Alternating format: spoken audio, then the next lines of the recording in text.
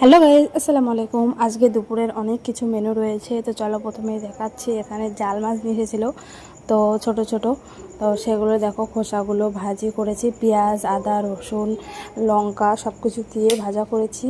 ওগুলো শিলে বাটবো। আর এই যে দেখো ছোট ছোট, তো এই জাল মাছগুলো খেতে খুবই ভালো লাগে। আগে পুকুরে নদীতে এগুলো খুবই পাওয়া যেত, এখন তো প্রচুর দাম। তো যাই হোক, আমাদেরকে নিয়ে এসেছে বাড়িতে, তো সেগুলো হালকা একটু ভেজে নিলাম। আরও আছে, তো কালকে ওটার আর একটা রেসিপি করব। তো আজকে মিষ্টি লাউ দিয়ে রান্না করলাম। তো দেখো দিয়েছি লঙ্কা, বেশি করে পেঁয়াজ, সব কিছু মশলা বেটে দিয়ে একদম ভালো করে নাড়াচাড়া করে এবারে জল দিয়ে দেবো।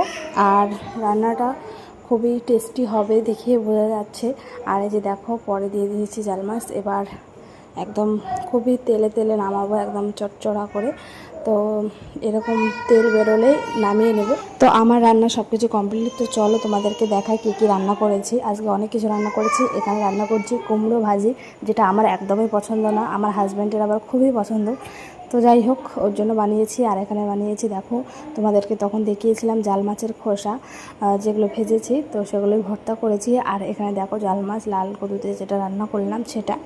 তো দেখতে খুবই সুন্দর হয়েছে, খেতেও কিন্তু দুর্দান্ত হয়েছে। তো সব কিছু যেহেতু ভাজা ভাজা টাইপের, তো সেই জন্য করেছি ডাল, মাসকলাইয়ের ডাল। তো এই ডালটা খেতে খুবই ভালো লাগে। তো দেখো সব কিছু রান্না করেছি।